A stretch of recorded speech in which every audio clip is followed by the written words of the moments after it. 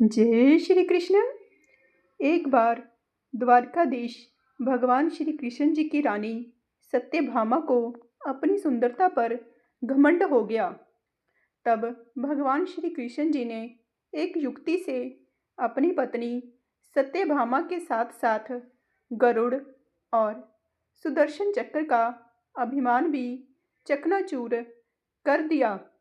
आइए हम भी जानते हैं इस कहानी के बारे में। द्वापर युग में भगवान श्री कृष्ण ने भगवान विष्णु जी के अवतार के रूप में धरती पर जन्म लिया था। कृष्ण ने अपने मानव जीवन में कई लोगों का घमंड चकनाचूर किया था। इससे उनकी अपनी पत्नी भी वंचित नहीं है। पौराणिक कथाओं में भगवान श्री कृष्ण जी की 8 पत्नियों का जिक्र है, जिनमें से एक थी सत्यभामा। एक बार भगवान श्री कृष्ण जी द्वारका नगरी में अपने महल के अंदर सिंहासन पर बैठे थे। तभी उनकी रानी सत्यभामा आई और श्री कृष्ण जी से कहा कि आपने त्रेता युग में श्री राम जी का अवतार लिया था। उस समय आपकी पत्नी सीता थी। क्या वह मुझसे भी सुंदर थी?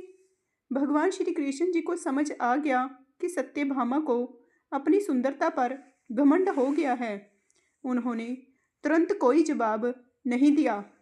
वहाँ पर गरुड़ और सुदर्शन चक्र भी मौजूद थे। तभी गरुड़ ने भी अभिमान के स्वर में कहा कि प्रभु, इस संसार में मुझसे ज़्यादा गतिमान कोई है क्या?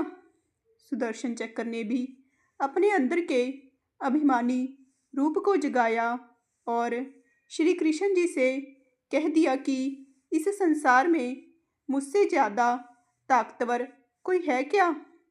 कृष्ण जी को समझ में आ गया कि इन तीनों को अभिमान हो गया है।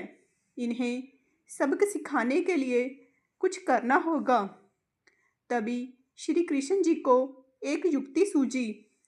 उन्होंने गरुड़ से कहा कि तुम श्री राम जी के परम भक्त हनुमान के पास जाओ और कहना कि प्रभु श्री राम और माँ सीता यहाँ उनका इंतजार कर रहे हैं। भगवान श्री कृष्ण जी की आज्ञा पाते ही तुरंत गरुड़ हनुमान जी को लेने चले गए। तभी श्री कृष्ण जी ने अपनी रानी सत्यभामा से कहा कि वह सीता की तरह तैयार हो जाए। इसके बाद भगवान श्री कृष्ण ने राम जी का रूप धारण कर लिया। सत्यभामा और कृष्ण सीता जी और राम जी बनकर दरबार में बैठ गए।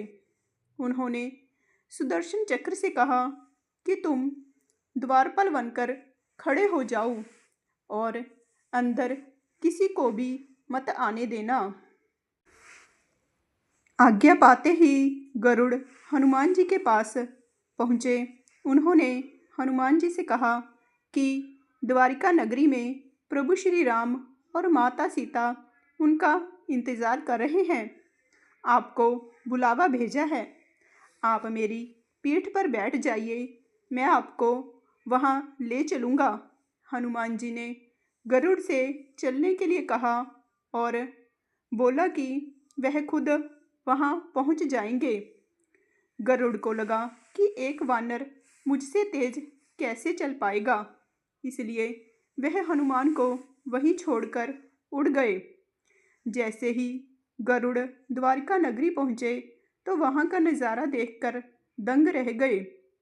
हनुमान पहले ही दरबार में पहुँच चुके थे। गरुड़ को अपनी गति पर जो विमान था वह चकनाचूर हो गया। उन्हें पता लग गया था कि वह संसार में सबसे तेज प्राणी नहीं है। वहीं जब राम का रूप धारण किए हुए भगवान श्री कृष्ण ने हनुमान जी से पूछा कि द्वार पर तुम्हें किसी ने रोका तो नहीं, तो वे बोले कि सुदर्शन चक्र ने मुझे रोका था, लेकिन मैंने उसे अपने मुंह में ले लिया और अंदर आ गया। इस तरह से सुदर्शन चक्र का घमंड भी टूट गया। कि वह सबसे ज़्यादा शक्तिशाली है। तब हनुमान जी की नज़र सीता के रूप में बैठी सत्यभामा पर पड़ी।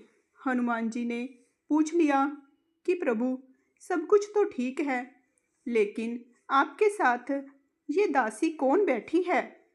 यह बात सुनकर सत्यभामा का मुंह भी उतर गया। उन्हें भी अपनी सुंदरता पर घमंड नहीं रहा। इस तरह भगवान श्री कृष्ण जी ने एक युक्ति से तीनों का घमंड चकनाचूर कर दिया। बोलिए श्री कृष्ण भगवान की जय। जय श्री कृष्ण।